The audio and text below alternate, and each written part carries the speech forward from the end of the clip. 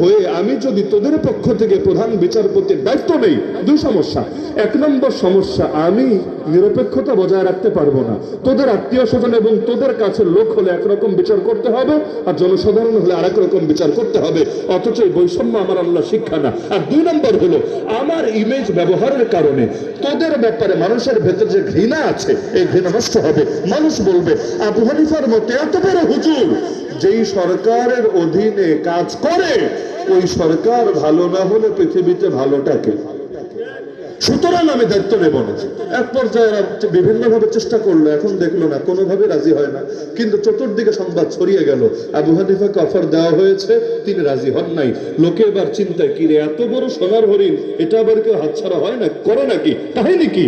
এবার সবার ভেতরে কথাবার্তা আলোচনা হলো, তাহলে তো এই সরকার চরম বাটপার, ওরা তো চরম দুর্নীতিবাজ, ওদের তো রঙে সমস্যা, না হলে তো আবু হানিফা এভাবে তাদের থেকে দূরে দূরে থাকার কথা না।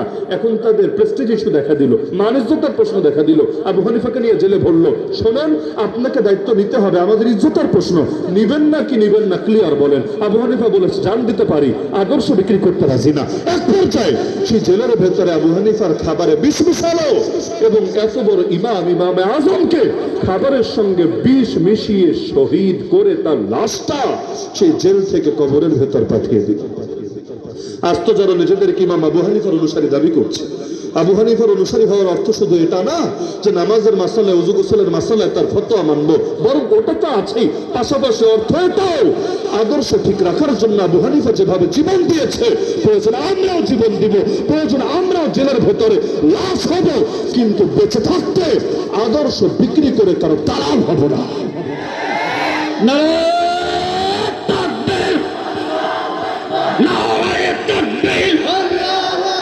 পশ্চিমাদের দালালরা, ভারতীয় দালালরা, আবু জাহেলের প্রেতাত্মারা, অ্যাকশন অ্যাকশন, মুসলমানের অ্যাকশন।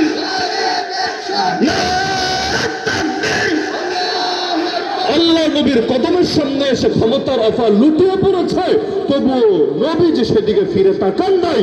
কারণ ক্ষমতায় এভাবে যদি তিনি যান, এর দ্বারা ইসলামের বিজয়ের পথ রুদ্ধ হবে এবং অপরাধীদের অপরাধ নরমালাইজ হবে। আরে আজকে যারা দুনিয়ায় সামান্য চেয়ারের লোভ পেয়ে একটা জায়গায় হয়তো আরেকটু বেশি হলো, নবীকে দেওয়া হয়েছিল একটা, আপনার হয়তো আরেকটু বেশি হলো, এই সামান্য লোভের পেছনে পড়ে যারা ইসলাম পন্থার ভবিষ্যৎকে নষ্ট করছেন, জাতির ভেতরে জাগরণকে ভিন্ন দিকে প্রবাহিত করছেন, এবং আপনাদের লেবাসের কারণে, দাড়ির কারণে, টুপির কারণে মানুষ মিসগাইড হচ্ছে এবং তারা অপরাধীদের অপরাধগুলোকে ছোট চোখে নরমালাইজ করে উপস্থাপন করছে।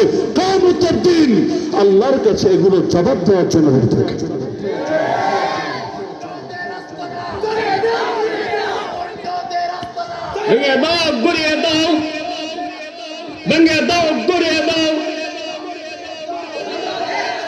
ক্ষমতায় যেতে পারাটাই মূল কথা না, মূল কথা হলো আদর্শ নিয়ে লড়াই করতে পারা।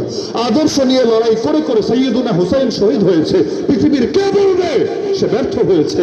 ব্যর্থ তো হয় নাই। কবির কবিতা তো সকলেই শুনেছেন, ইসলাম জিন্দা হোতা হ্যায় হর কারবালা কে বাদ। কারবালার পর ইসলাম জিন্দা হয় কেন? কারণ কারবালায় যদিও এক হুসাইনের শাহাদাত হয়, কিন্তু এর দ্বারা ইয়াজিদদের চিরকালের পতনের ব্যবস্থা হয়ে যায়।